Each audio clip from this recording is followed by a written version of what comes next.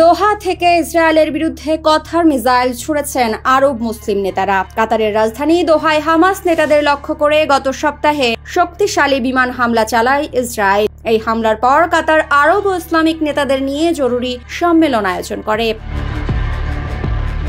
ধারণা করা হচ্ছিল সেখান থেকে ইসরায়েলের বিরুদ্ধে বড় ও শাস্তিমূলক ব্যবস্থার ঘোষণা আসবে, যার মধ্যে তেল নিষেধাজ্ঞা, অর্থনৈতিক নিষেধাজ্ঞা এবং ইসরায়েলের সঙ্গে সম্পর্ক অবনমনের বিষয় থাকতে পারে বলে মনে করেছিলেন সাধারণ মুসলিমরা। কিন্তু এগুলোর কিছুই হয়নি। তবে সম্মেলনে উপস্থিত আরব মুসলিম নেতারা বড় বড় হুঁশিয়ারি বাক্য উচ্চারণ করেছেন। বলা যায়, দোহা থেকে ইসরায়েলকে লক্ষ্য করে কথার মিসাইল ছুড়েছেন তারা।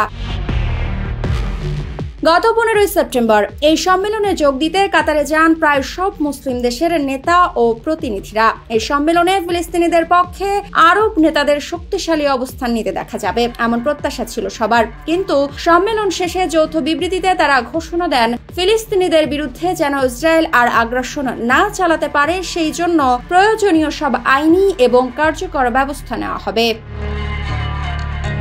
2020 সালে আব্রাহাম চুক্তির আওতায় দখলদার ইসরায়েলের সঙ্গে কূটনৈতিক সম্পর্ক স্থাপন করে সংযুক্ত আরব আমিরাত, বাহরাইন এবং মরক্কো। এই দেশগুলো ইসরায়েলের বিরুদ্ধে কোনো শক্তিশালী বিবৃতিও দেয়নি। সৌদি আরবের ক্রাউন প্রিন্স মোহাম্মদ বিন সালমান কাতারে এই সম্মেলনে উপস্থিত ছিলেন, কিন্তু সম্মেলনে তিনি বক্তব্য দেননি, যা অনেককে অবাক করেছে।